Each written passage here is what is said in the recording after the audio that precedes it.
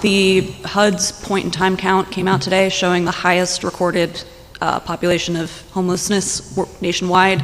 It looks like about 2/3 of our population here in California is unhoused.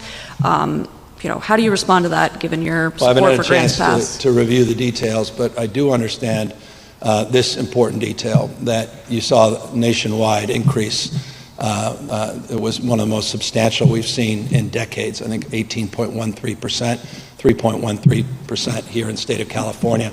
We've seen a significant decline in the growth in the state of California. And on the unsheltered side, I think it was statistically flat at 0.45%. So progress, as well as on the sheltered side, up 8.9%. That is a very good statistic as it relates to the work we're doing to get people sheltered and to get people the support that they deserve. 40 states saw larger increases than California. We're making progress, but we have to continue to do more. And that progress, again, in the spirit that brings me back to Oakland, is realized locally. States provided unprecedented support, flexibility. Gavin Newsome is the epitome of a corrupt politician. He is very talented at deflecting from accountability. This guy, along with years of Democrat elected officials, have turned the once great state of California into a dystopian hellhole, and their citizens are fed up. Now, that's not my opinion. Gavin Newsome single-handedly pushed a bunch of Californians to vote for Trump this election. Just look at the discrepancies of this map. 10 counties flipped from blue to red from 2020 to 2024, including Orange County, Riverside, San Bernardino, and Fresno. Beverly Hills voted for Trump, which is incredible. Yes, 187,000 homeless people reside in California in 2024, which is an 8% increase, according to the Department of Housing and Urban Development. That is despite California allocating $24 billion to fight against homelessness since 2019. Where the hell did that money go? Well, maybe some of it went to Newsom's brand new $9 million mansion that he bought just a few months ago. Just speculating.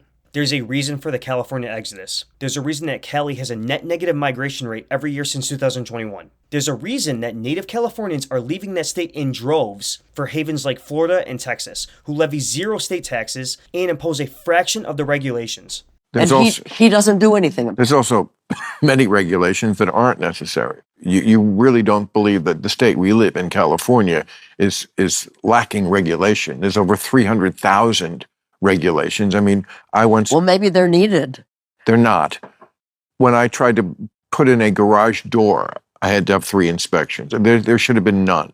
Californians are paying outrageous state taxes. For what? To take care of an influx of illegal migrants? Who, by the way, aren't homeless because they're receiving subsidies and are being placed in high-rise hotels courtesy of the taxpayer. Californians are paying for free needles for heroin addicts to shoot up in public, for homeless people to legally shit in the street.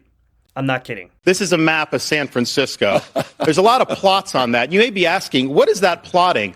Well, this is an app where they plot the human feces that are found on the streets of San Francisco. And you see how almost the whole thing is covered, because that is what has happened in one of the previous greatest cities this country's ever had.